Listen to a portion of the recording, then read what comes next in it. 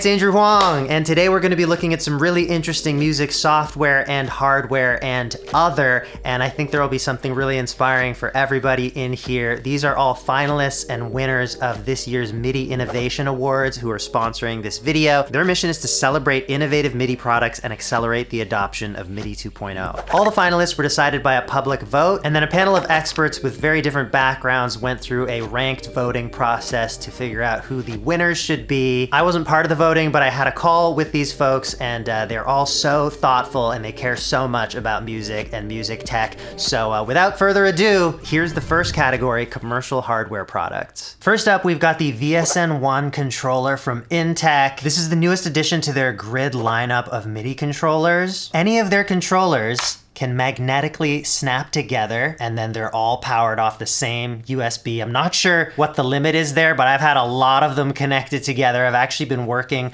with Intech stuff for way before the MIDI Innovation Awards contacted me. I love them for adding extra control to my Electron groove boxes. And these are magnetic on all sides, so you can mix and match them however you want and configure your setup exactly as you like. And there are no proprietary drivers. It's just plug and play if you want to do basic MIDI mapping, but you can also get coding if you want and really customize their behavior for your specific needs. Next up is the Tonova digital harmonica, and I'm not gonna lie, when I was presented with this, I just thought like maybe it's kind of silly to have a digital harmonica, and the moment I played it, it completely changed my mind. It is so sensitive. I feel like if you gave this to someone blindfolded, they would have no idea that they're playing a digital harmonica.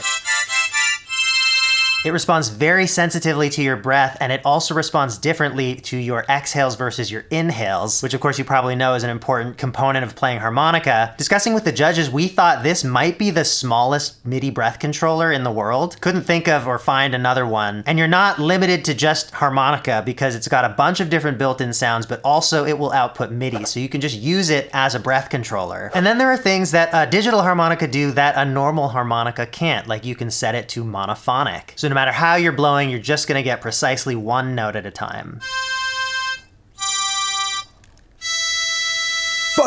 This is my harmonica technique.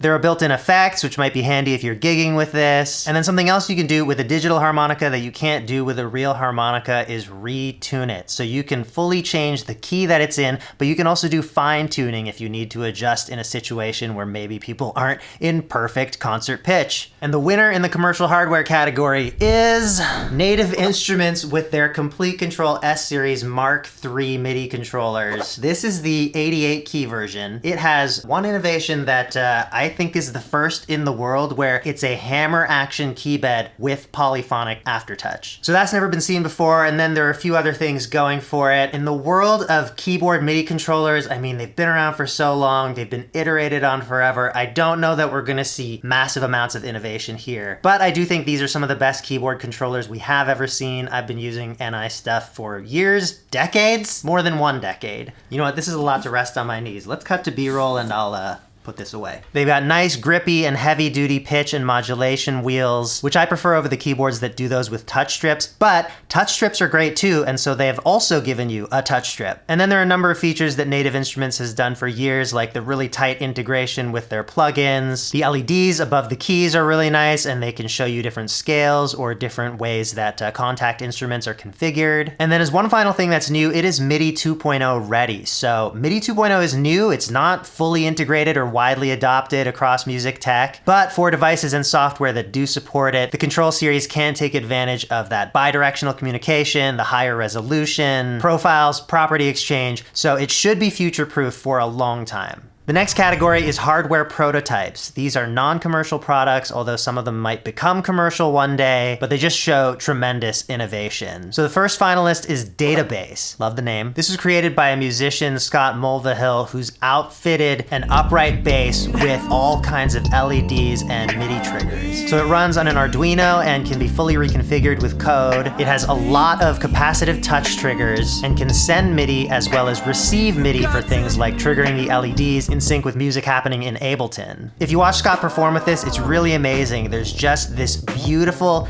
integration in having this hybrid setup that I don't think would be possible if you were trying to play upright bass and just have another MIDI controller around. Definitely check out his work. The next prototype is Mugo, which is a device that was built expressly for the purpose of making music making as accessible as possible. So it can respond to the slightest movements, like even the blink of an eye, and these gestures can trigger musical events. So for people with severe physical limitations who were previously excluded from playing traditional instruments, this provides a way that they can play music. Mugo is aiming to be as accessible as possible. It just outputs Bluetooth MIDI that can be assigned to anything, and they want to make it as affordable as they can. And the winner in this category is the Circle Guitar, an absolute feat of creativity, engineering, design. It's got this wheel that can spin to pluck the strings, but you don't play it with your hands, it's controlled by a motor. So it can go ridiculously fast, it can spin really accurately and get all kinds of different rhythms. This is just on loan to me right now. I had a chance to sit down yesterday with its creator, Anthony, and there's gonna be a full video on my channel about this instrument because it is so unique. The possibilities that this mechanism allows. You can control the wheel speed with MIDI, you can sequence it from a DAW, but then beyond that, there are extra features on this guitar. There are all these buttons and knobs that are just MIDI mappable. You can assign them to whatever you want because the guitar also outputs MIDI, and the pickup is hexaphonic. So there's actually one pickup per string. They all output separately, and you can get those signals individually in something like Ableton and process them differently. And right on the guitar, you've got a volume fader for each string. So we were playing around with this yesterday, came up with so many more uses than I thought were even possible with this concept, and that full video will be coming to my channel in a little bit. But for now, on to commercial software products. GeoShred Studio comes from the legend Jordan Rudess, and I've been playing with the app version of this for years, and it's so good. It's so expressive. It's so fun to play. It sounds amazing. So with Studio, GeoShred is now a plugin, and there's some interesting flexibility here because you can just use it as a plugin and get all of the sounds, or you can connect your iPad to it and use the app to play it via MPE, so you're doing, all your pitch slides on the iPad. But also, you don't have to use the GeoShred plugin. The iPad can just be an MPE controller now, and you can record MPE data into your DAW for use with any MPE virtual instrument. Definitely check out GeoShred. It is so enjoyable and expressive to play. I don't know of any other app instrument that feels this good to interact with or that sounds this good, honestly. Next up, we have Gig Performer, which is a brilliant solution for live musicians. So if you have a lot of sounds that you like in software, or if you're just wanting to tour with a way pared down rig, Gig Performer might be for you. It's basically a super stable platform for hosting your virtual instruments. You don't need to depend on a DAW, which, let's be honest, sometimes they just misbehave, and sometimes they add more latency than necessary. There's a wiring view, so you can connect all the different elements of your setup like a modular system. And then there are widgets that allow you to control software and hardware parameters using MIDI or OSC from pretty much any source like pedals or touchscreens or other applications. You can automate things, you can have different mappings that you swap between. So you could show up to a gig with just a laptop and MIDI controller and run Gig Performer and have access to all the sounds you could ever want, based on your VST library, and you're not messing around in the DAW, and it's just super stable. And the winner in the commercial software products category is Native Instruments with Contact 8. And in the call with the judges, we were discussing, of course, we get a lot of votes and how innovative is it really?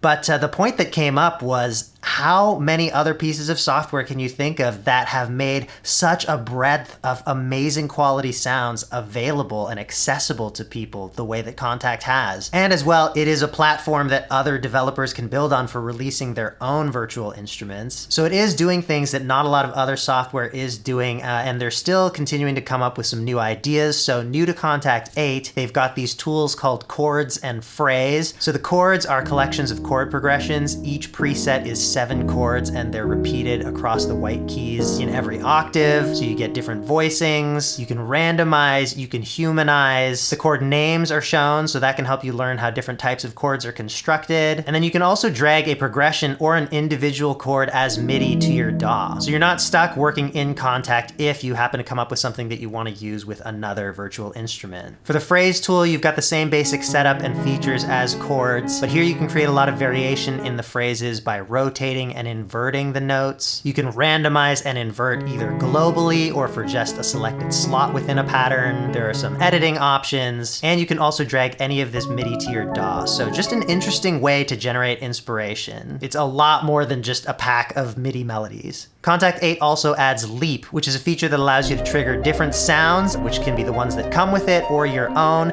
They can be quantized loops, and these are all triggered on the white keys, whereas on the black keys you get momentary effects that you can apply, and there's also some macros on knobs. So again, a fast way to get inspiration through playing and experimenting and just getting very different results quickly because of everything that's at your fingertips.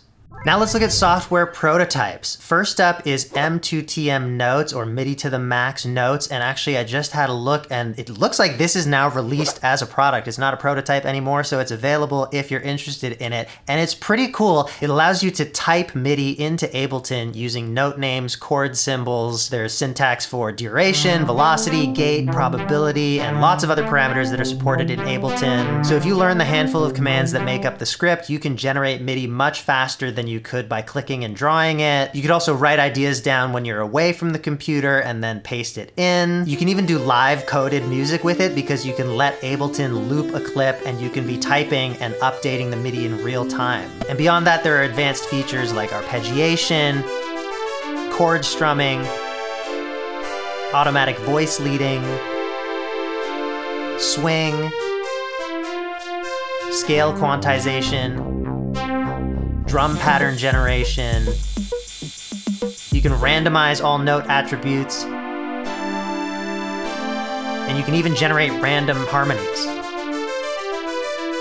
Next up is Connect Through MIDI, which is a program that allows you to connect up to 10 MIDI controllers that can all control the same thing and interact with each other for interesting collaborative possibilities. And actually, you can run multiple instances of the app. So if your computer can handle it, you can connect a lot more than just 10. So it can allow people to access each other's MIDI data and use it in different ways, and as well send their MIDI to control something on someone else's device. So like I could be receiving chords that someone is playing and run it through my arpeggiator. Or I can take my joystick and use it to control someone else's filter cutoff. So it could lead to some really interesting setups in jams or studio sessions or classrooms. The winner in this category is Playtonic, which is a free app that's out, although they say they're developing a lot of new features that they have in mind. And they describe it as a musical fidget toy. It's very satisfying with the haptic feedback that you get as these objects bounce around inside different geometric shapes. It's like a 3D version of the Tombola sequencer, if you know that from the OP1, which a lot of people are a big fan of that sequencer. It's just very playful with interesting physics built in. I feel like the app is a little bit limited right now. You can record a loop, you can set different scales, and then there's just a few different choices of sounds,